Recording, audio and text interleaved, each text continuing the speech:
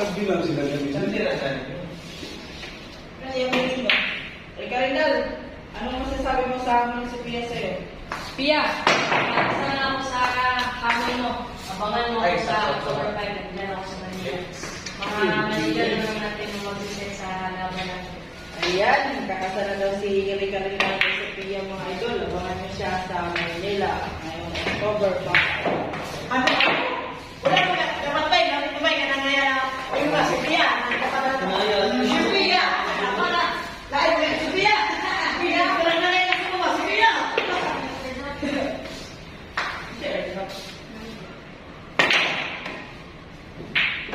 Sophia Marquez. Pia,